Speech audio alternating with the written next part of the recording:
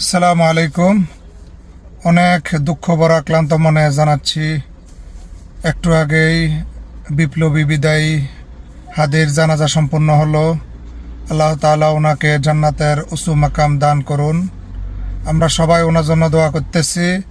সাথে সাথে যে অপরাধীরা এই অপরাধ করার পরও এখনও ধরার ছোঁয়ার বাইরে আছে, তাদেরকে দ্রুত আইনের আওতায় আনে কঠিন শাস্তি দেওয়া হোক, যাতে আগামীর যারা এরকম বিপ্লবী হবে, দেশকে ভালো লাইনে আনার চেষ্টা করবে, তাদেরকে যাতে আর কেউ হত্যার সম্মুখীন না করতে পারে।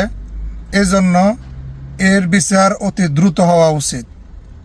কারণ আমরা যদি সব হাদির বিরোধীদের এনে ফাঁসিও দিয়ে দিই, এই হাদি আর ফিরে আসবে না। তারপরেও বিচারটা কেন করতে হবে? বিচার যদি না করা হয়, আগামীকাল আরেকজন ভাইকে হত্যা করবে, পরশুজন আরেকজনকে হত্যা করবে।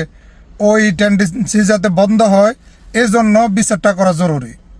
তাই হাদির বিচার না হওয়া পর্যন্ত সকল ছাত্র জনতা এই আন্দোলন চালু রাখতে হবে। অবশ্যই অবশ্যই হাদির হত্যাকাণ্ডের বিচার এই বাংলার জমিনে করতে হবে ইনশাআল্লাহ।